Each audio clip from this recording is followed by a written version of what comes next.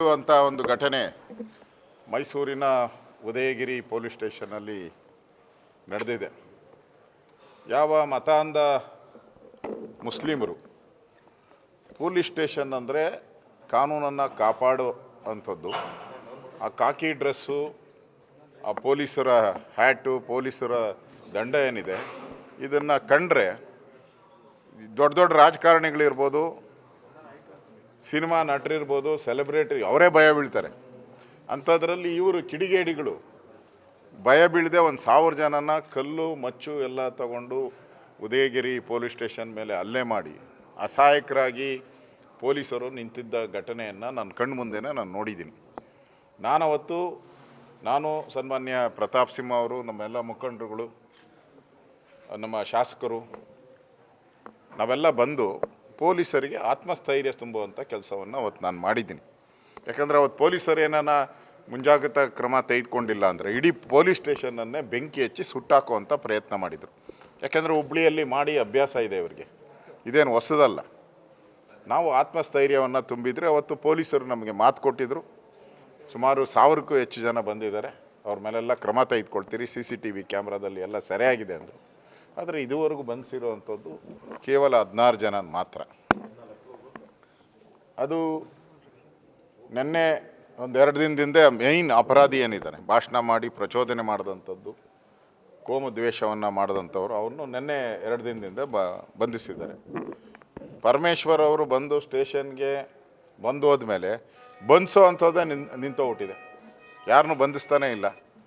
ಸರ್ಕಾರ ಒತ್ತಡದಿಂದ ಇವತ್ತು ಯಾರನ್ನೂ ಬಂಧನ ಮಾಡದೆ, ಏನು ಕ್ರಮ ತೆಗೆದುಕೊಳ್ಳದೆ ಅವ್ರನ್ನ ಕಾಪಾಡೋವಂಥ, ಅವ್ರನ್ನ ಸೇಫ್ ಮಾಡೋವಂಥ ಕೆಲಸವನ್ನು ಮಾಡ್ತಾಯಿದೆ.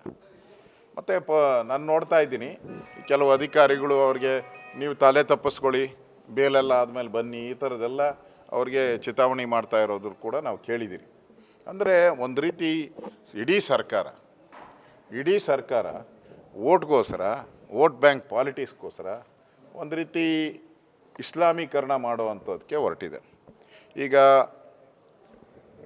ಪ್ರೇಯರ್ ಮಾಡುವಂಥದ್ದಕ್ಕೆ ಈಗೇನೋ ಬರ್ತಾಯಿದೆ, ಯಾವುದೋ ಹಬ್ಬ ಬರ್ತಾಯಿದೆ, ರಂಜಾನ್, ಅದಕ್ಕೆ 1-2 ಗಂಟೆ ಅವರಿಗೆ ಲೀಸರ್ ಸಮಯ ಹೆಚ್ಚು ಕೊಡೋಣ ಅನ್ನೋದನ್ನು ಕೇಳಿ ಬರ್ತಾಯಿದೆ. ಅದನ್ನು ಕೂಡ ಕ್ಯಾಬಿನೆಟ್ಗೆ ಹೋಗಿದೆ, ಅದು ಮುಖ್ಯಮಂತ್ರಿಗಳ ಗಮನಕ್ಕೆ ತಂದಿದ್ದಾರೆ ಅಂತೇಳಿ.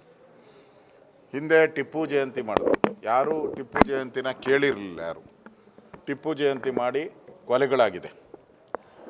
ಕೊಲೆಗಳು ಎಲ್ಲ ಆಗಿ ಇಡೀ ಹಿಂದೂ ಸಮುದಾಯಕ್ಕೆ ಎಚ್ಚರಿಕೆಯನ್ನು ಕೊಟ್ಟಿರುವಂಥದ್ದನ್ನು ನಾವು ನೋಡಿದ್ದೀರಿ. ಈಗ ಮತ್ತೆ ಅವ್ರಿಗೆ ಸಮಯ ಕೊಟ್ಟು ಪ್ರೇಯರ್ ಮಾಡೋಕ್ಕೆ ಕೊಟ್ಟರೆ ಎಲ್ಲಿಗೆ ಹೋಗ್ತಾ ಇದ್ದೀರಿ? ಇದು ಒಂದು ರೀತಿ ಇಸ್ಲಾಮೀಕರಣ ಮಾಡುವಂಥದ್ದಕ್ಕೆ.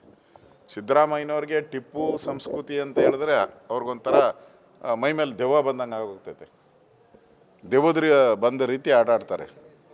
ಇಲ್ಲಿ ನೋಡ್ತಾ ಇದ್ದಾರೆ ಮೈಸೂರಲ್ಲಿ ದಿನನಿತ್ಯ ಅವರ ಉಪಟಳ ಜಾಸ್ತಿ ಆಗ್ತಾಯಿದೆ. ಅದಕ್ಕೋಸ್ಕರ ಇವತ್ತು ಹಿಂದೂ ಸಂಘಟನೆಗಳು ಕೊಟ್ಟಂಥ ಹೋರಾಟಕ್ಕೆ ನಾನು ಕೂಡ ಬಂದಿದ್ದೀನಿ. ಆದರೆ ಕೋರ್ಟ್ ಮೆಟ್ಲೇರಿರೋದ್ರಿಂದ ಕೋರ್ಟಲ್ಲಿ ಏನು ಬರುತ್ತೋ ಆ ತೀರ್ಮಾನಕ್ಕೆ ನಾವೆಲ್ಲರೂ ಕೂಡ ತಲೆಬಾಗಬೇಕಾಗ್ತದೆ. ಆದರೆ ನಮ್ಮ ಹೋರಾಟವನ್ನು ನಿಲ್ಲಿಸಲ್ಲ, ನಾವು ಹೋರಾಟ ಮಾಡೇ ಮಾಡ್ತೀರಿ. ಅದಕ್ಕೋಸ್ಕರ ನಾನು ಕೂಡ ಬಂದಿದ್ದೀನಿ.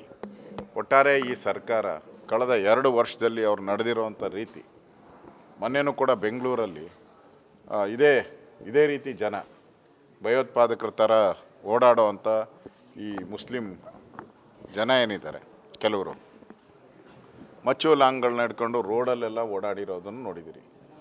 ಅಂದರೆ ಅವ್ರಿಗೆ ನಮ್ಮನ್ನೇನು ಮಾಡಲ್ಲ, ಇದು ನಮ್ಮ ಸರ್ಕಾರ. ಯಾಕಂದರೆ ಕೆಲವು ಮಂತ್ರಿಗಳು ಹೇಳಿದ್ದಾರೆ, ಬೀದರಲ್ಲೂ ಹೇಳಿದ್ದಾರೆ, ಇದು ಮುಸ್ಲಿಮರಿಂದ ಬಂದಂಥ ಸರ್ಕಾರ ಅಂತ. ಅದಕ್ಕೆ ಏನು ಮಾಡಲ್ಲ ಅವ್ರಿಗೆ.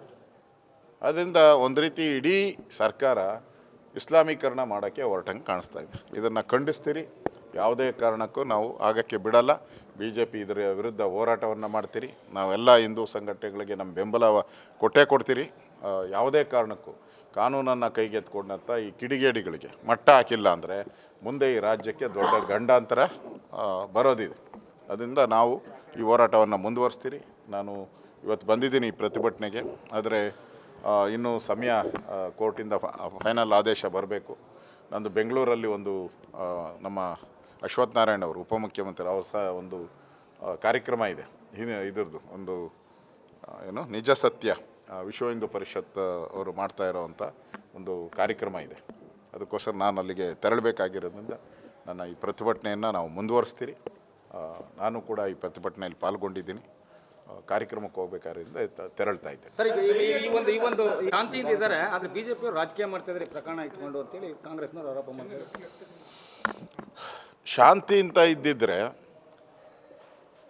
ಕಲ್ಯಾಕ್ ಹೊಡಿತಾ ಇದ್ರು, ಮೂಟೆಗಟ್ಟಲೆ ಕಲ್ಲುಗಳು ಹೆಂಗೆ ಬರ್ತಾಯಿತ್ತು? ಶಾಂತಿ ಅಂತ ಅವ್ರು ಹೇಳೋದಾದರೆ, ಯಾಕೆ ಅವ್ರ ಪರವಾಗಿದ್ದಾರಲ್ಲ ಇವರು, ಆ ಕಿಡಿಗೇಡಿ ಮುಸ್ಲಿಮರ ಪರವಾಗಿರೋರು, ಅವ್ರು ಶಾಂತಿ ದೂತರು. ಅವರೆಲ್ಲರೂ ಶಾಂತಿ ದೂತರು. ಯಾರು ಈ ಕಿಡಿಗೇಡಿಗಳು ಕಲ್ಲೊಡೆದ್ರಲ್ಲ ಅವರು ಶಾಂತಿ ದೂತರು. ನಾವು ಬಿ ಜೆ ಪಿಯವರು ಶಾಂತಿ ಕದಿಡ್ತಾ ಇದ್ದೀರಾ? ತೋರಿಸಿ ಯಾವ್ದಾನ ಒಂದು ಪೊಲೀಸ್ ಸ್ಟೇಷನ್ ಮೇಲೆ ಕಲ್ಲೊಡೆದಿರೋ ಘಟನೆಯನ್ನು ತೋರಿಸಿ ನೀವು ಯಾವ್ದಾನ. ಈ ಕುಕ್ಕರ್ ಬಾಂಬ್ ಬ್ರದರ್ಸ್ಗಳೇ ಎಲ್ಲ ಮಾಡ್ತಾ ಇರೋದು.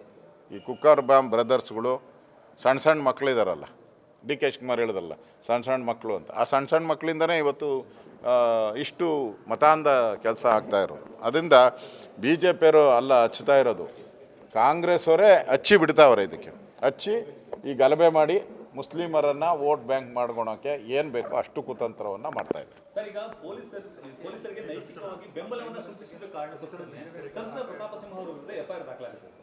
ನೋಡಿ, ಪ್ರತಾಪ್ ಸಿಂಹನ್ಗೇನು ಈ FIR ಅದೇ ಸರ್ವೇ ಸಾಮಾನ್ಯ. ಏನೋ ಒಂದಿನ ಯಾರಿಗಾನ FIR ಹಾಕಿದ್ರೆ ಭಯ ಬಿದ್ದು ಅಯ್ಯೋ ಅಂತ ದಿನನಿತ್ಯ FIR ಯಾರಿಗೆ? ಪ್ರತಾಪ್ ಸಿಂಹ ಮೇಲೆ. ನಾನು ಹೋಮ್ ಮಿನಿಸ್ಟರ್ ಆಗಿದ್ದಾಗೆ ಒಬ್ಬ ಸುಪಾರಿ ಕೊಟ್ಟಿದ್ರು ಪ್ರತಾಪ್ ಸಿಂಹಗೆ. ಅವರು ಅವಾಗ ಪತ್ರಕರ್ತರು, ನಾನೇ ಕರೆಸಿ ಮಾತಾಡಿದ್ದೆ ಅವಾಗ. ನಾನು ಭಾಳ ಹಿಂದೆ ಹೋಮ್ ಮಿನಿಸ್ಟರ್ ಆಗಿದ್ದಾಗ ನಾನೇ ಕರೆಸಿ ಹಿಂಗೆ ನೋಡಪ್ಪ ನಿನ್ಗೆ ಸುಪಾರಿ ಕೊಟ್ಟಿದ್ದಾರೆ ಅಂಥೇಳಿ ನಾನೇ ಆ ಹೆಸರು ಕೊಟ್ಟು ಬಂದವನು, ಅವ್ನು ಪಿಸ್ತೂಲ್ ತೊಗೊಂಡಿರೋದು, ಇವ್ರನ್ನ ಫಾಲೋ ಅಪ್ ಮಾಡಿರೋದು ಎಲ್ಲ ಡೀಟೇಲ್ ಕೊಟ್ಟೆ. ಹಾಂ, ಅವಾಗ ನಾನು ಹೇಳಿದೆ ಏನಪ್ಪ ಅಂತಂದ, ಅಣ್ಣ ಇವಾಗ ಬಂದಿದ್ದೀನಿ ಹಿಂಗೆ ಓದ್ತೀನಿ ನಾನೇನು ಭಯ ಬೀಳಲ್ಲ ಅಂತ ಹೇಳ್ದೆ. ಸುಪಾರಿ ಕೊಟ್ಟ ಪಿಸ್ತೂಲ್ಗೆ ಭಯ ಬಿದ್ದಿಲ್ಲ ಅಂದರೆ ಈ ಕೇಸ್ಗಳಿಗೆ ಭಯ ಬೀಳೋತ್ತ ಪ್ರತಾಪ್ ಸಿಂಹ ಅಲ್ಲ. ಆ ಸಂದರ್ಭದಲ್ಲಿ ನಾನೇ ಅವರಿಗೆ ಸೆಕ್ಯೂರಿಟಿ ಕೊಟ್ಟೆ. ಅವರು ಪತ್ರಕರ್ತರು, ಅವರು ನಿಮ್ಮ ಥರ ಪತ್ರಕರ್ತರಾಗಿದ್ದರು, ಅಂಕಣಗಳನ್ನು ಬರಿತಾಯಿದ್ರು. ಆ ಸಂದರ್ಭದಲ್ಲಿ ನಾನೇ ಬಲವಂತ, ಅವ್ರು ಬೇಡ ಅಂತ ಹೇಳಿದ್ರು, ನಾನು ಜೊತೆಲಿ ಇಟ್ಕೊಂಡು ದಿನ ಓಡಾಡೋಕ್ಕಾಗಲ್ಲ, ಅವ್ರು ಕಾಫಿ ತಿಂಡಿ ಕೊಡ್ಸೋಕ್ಕಲ್ಲ ಅಂದರು. ಇಲ್ಲಪ್ಪ ಅಂತೇಳಿ ನಾನೇ ಆ ಸಂದರ್ಭದಲ್ಲಿ ಪತ್ರಕರ್ತರಾಗಿದ್ದರು. ಆ ಸಂದರ್ಭದಲ್ಲಿ ನಾನೇ ಅವರಿಗೆ ಸೆಕ್ಯೂರಿಟಿ ಕೊಟ್ಟಿದ್ದೀನಿ ಹೋಮ್ ಮಿನಿಸ್ಟರ್ ಆಗಿ. ಅದರಿಂದ ಇದು ಕಾಂಗ್ರೆಸ್ ನೋಡ್ರಿ, ಕಾಂಗ್ರೆಸ್ ಅವರು ನಿರಂತರವಾಗಿ ದೇಶವನ್ನು ಎಮರ್ಜೆನ್ಸಿ ತಂದು ಅವತ್ತಿನ ಎಲ್ಲ ವಿರೋಧ ಪಕ್ಷದವ್ರನ್ನ ಜೈಲಿಗೆ ಹಾಕಿದ್ರು, ನ್ಯಾಯಾಧೀಶರುಗಳನ್ನ ಜೈಲಿಗೆ ಹಾಕಿದ್ರು, ಪತ್ರಕರ್ತರನ್ನ ಎಡಿಟರ್ಗಳನ್ನ ಜೈಲಿಗೆ ಹಾಕಿದ್ರು. ಅವ್ರಿಗೆ ಮಾನ ಮರ್ಯಾದೆ ಏನಿದೆಯಾ?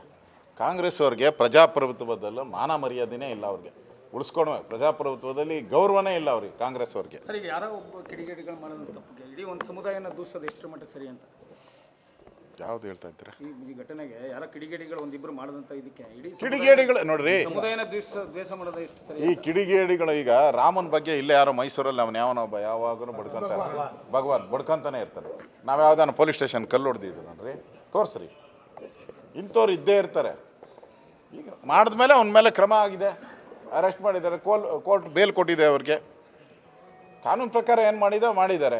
ಇದು ಕಲ್ಲು, ಇವರು ಕಾನೂನಿಗಾಗಿ ಅರ್ಜಿ ಕೊಡಬೇಕಾಯ್ತು, ಪೊಲೀಸ್ ಸ್ಟೇಷನ್ಗೆ ಅರ್ಜಿ ಕೊಡಬೇಕಾಯ್ತು. ನಾನು ಹೇಳಿದ್ದು ಯಾರೋ ಕಿಡಿಗೇಡಿಗಳು ಕಲ್ಲು ಹೊಡೆದ್ರು ಅಂತ ಒಂದು ಸಮುದಾಯನೇ ದ್ವೇಷ ಮಾಡೋದು ಎಷ್ಟು ಸರಿ ಅಂತ.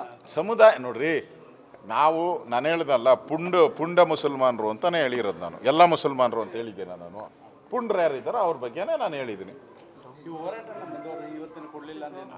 ಇದನ್ನು ಅಧಿವೇಶನದಲ್ಲೂ ನಾವು ಮಾತಾಡ್ತೀವಿ. ಮುಂದೆ ಬರುವಂಥ ಅಧಿವೇಶನದಲ್ಲಿ ನಾನೇ ಇದ್ರ ಬಗ್ಗೆ ಅಧಿವೇಶನದಲ್ಲಿ ನಾನು ಮಾತಾಡ್ತೀನಿ. ಈ ಸರ್ಕಾರ ಏನೇನು ವೈಫಲ್ಯ ಮಾಡಿದೆ, ಈ ಸರ್ಕಾರ ಜನಕ್ಕೆ ಎಷ್ಟು ದ್ರೋಹ ಮಾಡಿದ್ದಾರೆ, ಹಿಂದೂಗಳನ್ನು ಎರಡನೇ ದರ್ಜೆಯ ಒಂದು ಪ್ರಜೆಗಳ ಥರ ನೋಡೋವಂಥದ್ದನ್ನು ನಾನೇ ವಿಧಾನಸಭೆಯಲ್ಲಿ ಪ್ರಸ್ತಾವ ಮಾಡ್ತೀನಿ. ಸರ್ಕಾರಕ್ಕೆ ಕಿವಿ ಹಿಂಡೋ ಕೆಲಸವನ್ನು ನಾನು ಮಾಡ್ತೀನಿ.